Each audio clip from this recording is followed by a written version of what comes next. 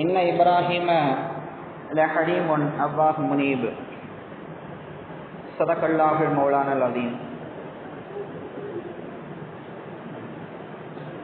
அன்பான பெரியோர்களே, தாய்மார்களே, சகோதர சகோதரிகளே, அல்லாஹ்வுடைய மகத்தான கிருபையினால்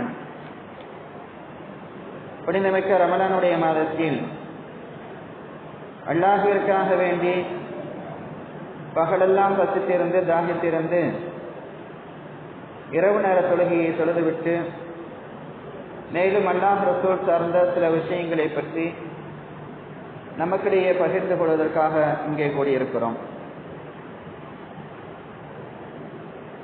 ஒரு மோமீனான அடியானிடத்திலே இருக்க வேண்டிய குணங்கள் எது, இருக்கக்கூடாத குணங்கள் எது என்று இஸ்லாம் சொல்லக்கூடிய ஒரு சில குணாதிசயங்களை பற்றி ஒவ்வொரு நாளும் ஒவ்வொரு தலைப்பில் பார்த்து வருகிறோம். அந்த அடிப்படையில் நேற்றைய தினம் ஒரு மோமீனான அடியானிடத்திலே இருக்கக்கூடாத குணங்களில் ஒன்றான கோபம் என்ற அந்த தலைப்பிலே பார்த்தோம். இன்ஷா அல்லாஹ் என்று அதற்கு நேர் எதிராக இருக்கக்கூடிய சகிப்புத்தன்மை என்ற அடிப்படையில் இஸ்லாம் என்ன சொல்கிறது என்பதை பற்றி இன்ஷா அல்லாஹ் பார்க்க இருக்கிறோம். சகிப்புத்தன்மையுடன் நடந்து கொள்வது நற்குணங்களின் அடிப்படையாகும்.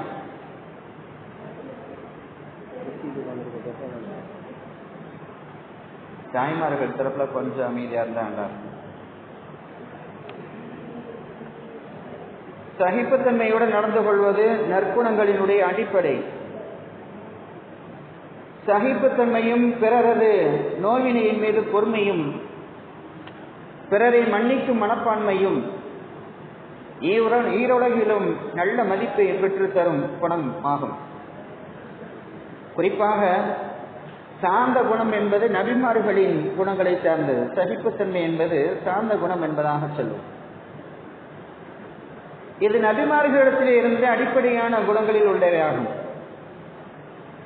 அல்லாஹ் ரப்பல் ஆலமீன் தன்னுடைய அருள்மறையான திருக்குர்ஆன் ஷரீஃபில் 11வது அத்தியாயம் 75வது வசனத்திலே சொல்லுவான். நபி இப்ராஹிம் அலைஹிஸ்ஸலாம் அவர்களை பற்றி சொல்லும் பொழுது, இன்ன இப்ராஹிம லஹலீமுன் அவ்வாஹ் முனீப். அல்லாஹ் சொல்லி காட்டுகிறான், நிச்சயமாக இப்ராஹிம் அலைஹிஸ்ஸலாம் அவர்கள் சகிப்புத்தன்மை உடையவராகவும் இலகிய மனம் கொண்டவராகவும் இருந்தார்கள் என்று அல்லாஹ் தன்னுடைய அருள்மறையிலே சொல்லி காட்டுகிறான். அப்ப நபிமார்களிடத்தில் இருந்த அந்த அடிப்படையான குணங்களில் உள்ளவையாகத்தான் இந்த சகிப்புத்தன்மை என்பது இருக்கிறது என்பதை நாம் விளங்கிக் கொள்ள வேண்டும். இப்ப எந்த அளவிற்கு நம்ம சகிச்சு போகணும் அப்படின்னா ஒரு விஷயத்தை நம்ம விளங்கிக்கிறணும். பொறுமை, சகிப்புத்தன்மை, இந்த இரண்டிற்கும் வேறுபாடு இருக்கு. ரெண்டும் ஒன்று அப்படின்ற மாதிரி நிறைய நினைச்சுக்கிட்டு இருப்போம். பொறுமை என்பது வேறு, சகிப்புத்தன்மை என்பது வேறு. பொறுமை என்றால் இறைவன் புறத்திலிருந்து நமக்கு வரக்கூடிய சோதனைகள், இறைவன் புறத்திலிருந்து வரக்கூடிய அந்த சோதனைகளை நாம் சகித்துக் கொள்வோமே, பொறுமையா ஏற்றுக்கொள்வோமே, அந்த நிலைக்கு பேர் பொறுமை. அல்லாஹ் குர்ஆன்ல பல இடங்கள்ல சொல்லுவான். அப்ப இறைவன் புறத்திலிருந்து ஏற்படக்கூடிய அந்த சோதனைகள் அனைத்திற்குமே அல்லாஹ் அதிலே யாரெல்லாம் பொறுமையோடு இருக்கிறார்களோ பஷீரின் ஷாபிரீன், அவர்களுக்கு சுப செய்தி உண்டு, அவர்களுக்கு சொர்க்கம் உண்டு என்பதாக அல்லாஹ் சொல்லுவான். அப்போ பொறுமை என்பது வேறு, சகிப்புத்தன்மை என்பது வேறு. இப்ப இந்த சகிப்புத்தன்மைனா என்ன அப்படின்னா, ஒரு அடியானுக்கு மத்தியிலே பழக்க வழக்கங்களில் ஏற்படக்கூடிய அந்த பிரச்சனைகள் இருக்கு இல்லையா, அந்த தொல்லைகள், தொந்தரவுகள் இருக்கு இல்லையா, இந்த மாதிரியான நேரத்தில் சகிச்சு போறாருல்ல, இதுக்கு பேர் தான் சகிப்புத்தன்மை. பொறுமையா இருந்து போறது. கோவப்பட்டா அடிச்சிடலாம், ஆனால் அந்த இடத்துல கொஞ்சம் என்ன செய்யறது, சகிச்சு போறோம் ஓ அப்படின்ற மாதிரி. இது பொறுமை இல்லை, சகித்தல். ஒரு மனிதனிடத்தில் இருக்க வேண்டிய, மூமினான அடியானத்தில் இருக்க வேண்டிய அழகிய குணம் என்பதாக இஸ்லாம் சொல்லு. எந்த அளவுக்கு அப்படின்னா, நபிமார்கள் சகிச்சு போனாங்க அப்படின்றதுக்கு வரலாறுகளை பார்த்தோம் அப்படின்னா, நபி நூஹ் அலைஹிஸ்ஸலாம் அவர்களை பற்றி நமக்கு தெரியும். கிட்டத்தட்ட 950 ஆண்டுகள் மார்க்க பிரச்சாரம் செய்தாங்க. எத்தனை வருஷங்க? 950 ஆண்டுகள். அவர்களுக்கு ஆயுள் எல்லாம் நீட்டி கொடுத்திருந்தா அன்றைய காலத்து மக்கள். இன்னைக்கு நமக்கு 100 அப்படின்றதே கேள்வி. நபி பெருமானார் ஸல்லல்லாஹு அலைஹி வஸல்லம் அவருடைய சொல்லுல பாத்தீங்கன்னா 60க்கும் 70க்குமான இடைப்பட்ட காலம் என்பதாக சொல்லு. இதுக்கு மேல ஒருத்தர் 70 வயசு தாண்டி இருக்கிறார் அப்படின்னா அல்லாஹ் அவருக்கு கொடுத்திருக்கக்கூடிய மிகப்பெரும் ஒரு கிஃப்ட்னு சொல்லணும். 70 வயசை தாண்டி ஒருத்தர் இருக்கிறாங்க அப்படின்னா இறைவன் புறத்திலிருந்து கொடுக்கப்பட்டிருக்கக்கூடிய கிஃப்ட். அந்த கிஃப்ட் அதை சரியான முறையில் பயன்படுத்தணும். அல்லாஹ் ரப்பல் ஆலமீன் இந்த 70 வயதில் அவர் சாதிக்காத விஷயங்களை செய்யாத அந்த நன்மையான காரியங்களை இந்த 70 வயதை கடந்த பின்னால் அல்லாஹ் வாய்ப்பு கொடுத்திருந்தால் அதை முழுமையாக அவர் செய்து தன்னுடைய பலனை அனுபவித்துக் கொள்ள வேண்டும். நாளை நரகத்தை விட்டு பாதுகாப்பு தேட சூழத்திலே நுழைவதற்குண்டான நல்ல அமல்களை செய்ய வேண்டும் என்பதற்காக இறைவன் கொடுத்திருக்கக்கூடிய ஒரு அவகாசம் என்பதாக நினைச்சுக்கிறோம். ஆனா நம்ம என்ன நினைச்சுக்கிறோம்? நம்ம என்ன சொல்லிக்கிட்டு இருப்போம்? அந்த காலத்துல என்னுடைய உழைப்பு அப்படி அப்படின்னு சொல்லுவோம், என்னுடைய உணவு அப்படி அப்படின்னு சொல்லுவோம். அதுக்கு சம்பந்தம் கிடையாது. ரசூலுல்லாஹி ஸல்லல்லாஹு அலைஹி வஸல்லம் அவர்கள் சுருக்கமா சொன்னாங்க, என்னுடைய உம்மத்தினுடைய ஆயுள் காலம் 60க்கும் 70க்கும் இடைப்பட்ட காலம் என்பதாக சொன்னார். இப்ப முன்ன வாழ்ந்த அந்த நபிமார்களுடைய நிலையை நபி பெருமானார் ஸல்லல்லாஹு அலைஹி வஸல்லம் அவர்கள் அழகான முறையிலே சொல்லும் பொழுது நூஹ் அலைஹி வஸல்லம் அவர்களை பற்றி சொன்னார்கள் 950 ஆண்டுகள். கொஞ்சம் இல்லைங்க, 950 ஆண்டுகள் மக்களுக்கு மார்க்க பிரச்சாரம் செய்தார்கள். அல்லாஹ்வை பற்றி எடுத்துரைத்தார்கள், அவருடைய வேதங்களை பற்றி எடுத்துரைத்தார்கள், அவருடைய வல்லமையை பற்றி எடுத்துரைத்தார்கள், சுவனத்தை பற்றி சொன்னார்கள், நரகத்தை பற்றி சொன்னார்கள். இப்படி அனைத்தையும் அவர்களுக்கு எடுத்து செல்லும் பொழுதெல்லாம் செவிடங்க அதுல ஊதப்படுற சங்கம் மாதிரி பேசாம போயிடுவான். நம்ம தமிழ் சொல்ல வழக்கில் என்ன ஒண்ணு சொல்லுவோம் இல்லையா, என்ன சொன்னாலும் எரும மட்டும் மழை வச்ச மாதிரி அப்படியே அடிக்கிறான்டா அப்படின்னு.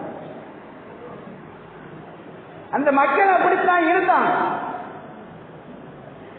நூஹ் அலைஹி வஸல்லம் அவர்கள் மார்க்க பிரச்சாரத்தை மேற்கொண்ட போது அவரிடத்தில் அல்லாஹ்வை பற்றி சொல்லும் பொழுது எல்லாம் அப்படியே தான் இருந்தாங்க.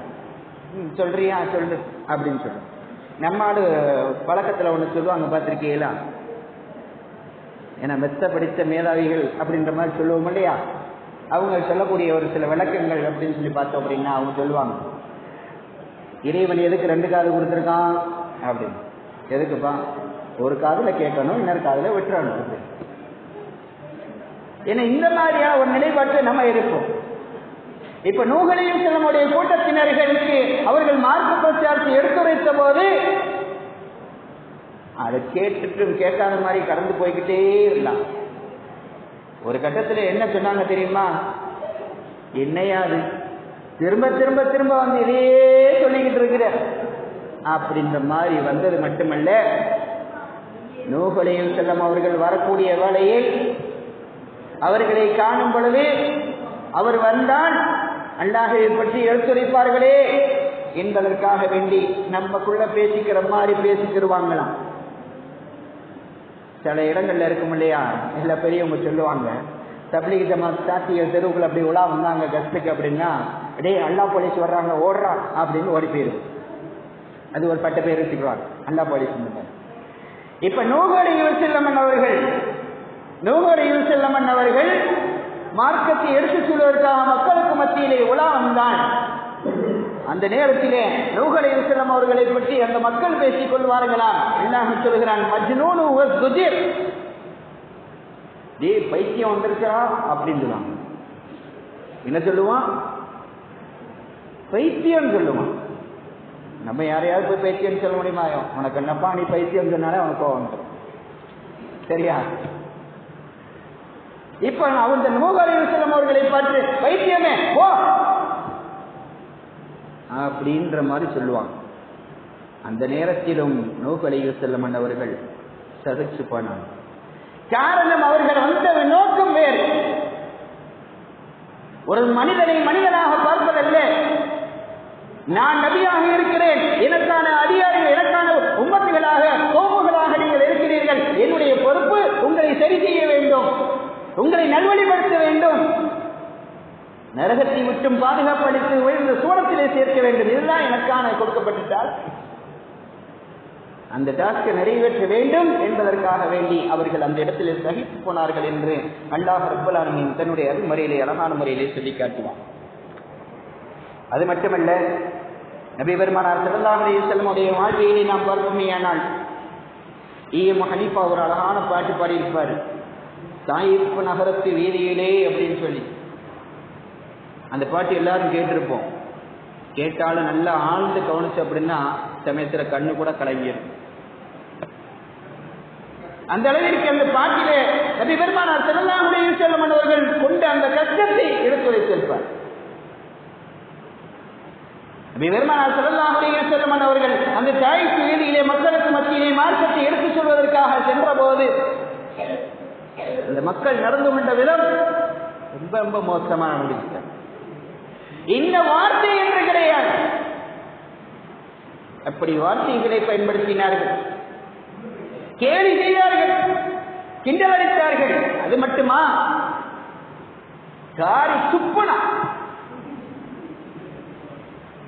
போயா இதே சொல்லிக்கிட்டு வார அப்படின்னு காரி துப்புனா, சிறுவர்களை விட்டு கற்களை கையில் கொடுத்து அடியுங்கள் பைத்தியத்தை என்பதாக சொன்னார்கள். உடலில் புழுதி மண்ணள்ளி தூவினார்கள், ஏசினார்கள், பேசினார்கள், கல்லால் அடிக்கப்பட்டது, காரி துப்பி ஏசினர். சிறுவர்கள் எடுத்த கற்களின் மூலமாக அவருடைய மேனையில் இருந்த ரத்தங்கள் கூட ஓடும், அப்படியே வலிந்து ஓடும். ரத்தத்தை எடுத்து எடுத்து மேனில தடவிக்கிட்டே நபி ஸல்லல்லாஹு அலைஹி வஸல்லம் அவர்கள் அந்த இடத்தை விட்டு கடந்து போவாங்க. அந்த செய்தி அறிவிக்கக்கூடிய ராவி சொல்லுவாங்க, நான் அப்போது இஸ்லாத்தை ஏற்றுக்கொள்ளாத நிலை, நான் அந்த கடை வீதியில ஒரு வியாபாரம் செஞ்சுக்கிட்டு இருக்கிறேன். இப்படி நபி பெருமானார் ஸல்லல்லாஹு அலைஹி வஸல்லம் அவர்கள் சிரமத்தை சந்தித்த வேளையில் ஒரு சிறுமி, சின்ன பிள்ளை, ஒரு 6-7 வயசு மதிக்கத்தக்க ஒரு சின்ன பிள்ளை வேகமா ஓடி வருவான். ஓடி வந்து அவர்களை அணைக்கும் பொழுது நபி ஸல்லல்லாஹு அலைஹி வஸல்லம் அவர்கள் கீழே அமர்றாங்க. அவருடைய முகத்தில் இருக்கிற அந்த எச்சிலையும் அந்த ரத்தத்தையும் மண்ணையும் அப்படியே தொடச்சு விடலாம் அந்த குழந்தை. அந்த குழந்தையுடைய கண்ணில் இருக்கக்கூடிய அந்த ஏக்கத்தை நபி பெருமானார் ஸல்லல்லாஹு அலைஹி வஸல்லம் அவர்கள் பார்த்தபோது சொன்னார்கள், உங்களெல்லாம் விட்டுட்டு நான் போயிடுவேன்னு நினைக்கிறேன் அம்மா, நல்லா பாதுகாப்பா அப்படின்னு சொல்லுவாங்க. அந்த கண்ணு, அந்த குழந்தையுடைய கண்ணில் ஓடி அந்த ரேகையை நபி பெருமானார் ஸல்லல்லாஹு அலைஹி வஸல்லம் அவர்கள் கண்டு கொண்டார்கள்.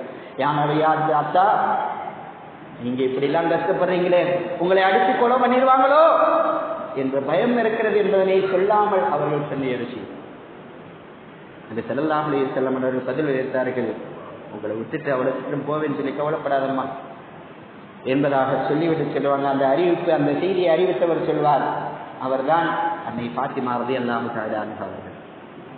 நபி ஸல்லல்லாஹு அலைஹி வஸல்லம் அவர்கள் அந்த எல்லையை கடந்து சென்று ஒரு மரத்திலே ஓய்வுக்காக அமரக்கூடிய வேளையில் வானவர் குமாரன் ஜிப்ரீல் அலைஹி வஸல்லம் அவர்களும் ஏனைய மலக்குகளும் ஒரு சில கூட்டத்தினர் வருகை தருகிறார்கள். யா நபி அல்லாஹ், இந்த அளவிற்கு நீங்கள் மார்க்கத்தை சொல்லக்கூடிய வேளையில் அதனை ஏற்றுக்கொள்ளாமல் இந்த அளவிற்கு கொடுமை செய்திருக்கிறார்களே, உங்களை அடித்திருக்கிறார்களே, உங்களை ஏற்றி இருக்கிறார்களே, சாரி உமிழ்ந்திருக்கிறார்களே, உங்களுடைய ரத்தங்கள் சொட்ட சொட்ட உங்களை சிரமப்படுத்தி இருக்கிறார்களே, நீங்கள் ஓ என்பதாக ஒற்றை வார்த்தை சொல்லுங்கள், இந்த 2 மழை குன்றுகளுக்கு மத்தியில் வைத்து இந்த ஊராரை நசுக்கி விடுகிறோம்.